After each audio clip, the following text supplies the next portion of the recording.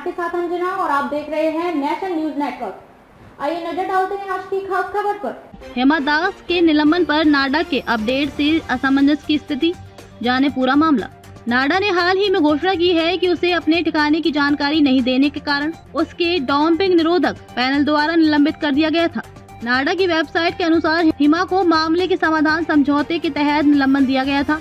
वे वर्तमान में तिरुवनंतपुरम में प्रशिक्षण ले रही हैं। एशियाई खेलों की स्वर्ण पदक विजेता फर्राटा धावेकर हिमा दास को ठिकाने की जानकारी देने में नाकाम रहने के मामले में दोष मुक्त करार दिए जाने के बाद राष्ट्रीय डंपिंग निरोधक एजेंसी नाडा ने असामान्य घटनाक्रम में उन पर पूर्वव्यापी निलंबन लगा दिया। 16 महीने की निलंबन अवधि 22 जुलाई 2023 से 21 नवंबर 2024 तक थी और एथलीट अब टूर्नामेंट में भाग लेने के लिए स्वतंत्र हैं। लेकिन हैरानी की बात यह है कि वे इस साल जून में भी प्रतियोगिताओं में भाग ले रही थी। नाडा ने हाल ही में घोषणा की है कि उसे अपने ठिकाने की जानकारी नहीं देने के कारण उसके डंपिंग निरोधक पैनल द्वारा निलंबित कर दिया गया था।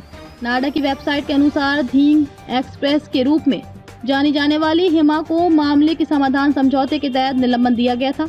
वह वर्तमान में तिरुवनंतपुरम में प्रशिक्षण ले रही हैं। उनके निलंबन की अवधि ने असमंजस की स्थिति पैदा कर दी है, क्योंकि वह इस साल अप्रैल से ही प्रतिस्पर्धा कर रही हैं, जिसमें बेंगलुरु में इंडियन ग्रां प्री मीट और जून में पंचकुला में राष्ट्रीय अंतर्राज्यीय मीट शामिल हैं, जबकि उनका निलंबन 21 नवंबर 2024 तक था। सबसे दिलचस्प बात यह है कि उन्होंने जून में 4 रेस में भाग लिया।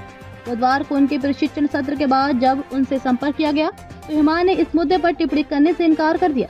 भारतीय एथलेटिक्स महासंघ AFI के एक सूत्र ने भी पुष्टि की कि उनका निलंबन नवंबर में समाप्त हो गया था। जब दोनों पक्ष सहमति देते हैं तो डंपिंग निरोधक एजेंसी और खिलाड़ी के बीच मामले के समाधान का समझौता किया जाता है और खिलाड़ी आगे की अपील किए बिना लगाए गए परिणामों को स्वीकार करने के लिए सहमत होता है।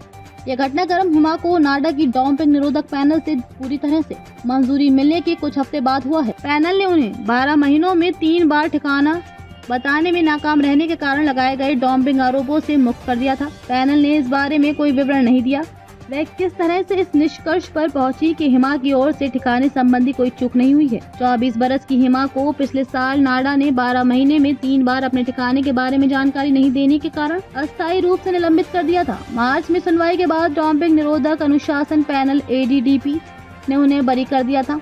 वह 30 अप्रैल को बेंगलुरु में इंडियन ग्रां प्री 1 में 200 मीटर स्पर्धा में फिर से उतरी। 4 सितंबर के फैसले में डंपिंग निरोधक अपील पैनल ने अनुशासन पैनल के उस फैसले को बरकरार रखा जिसमें उन्हें डंपिंग के आरोपों से मुक्त किया गया था।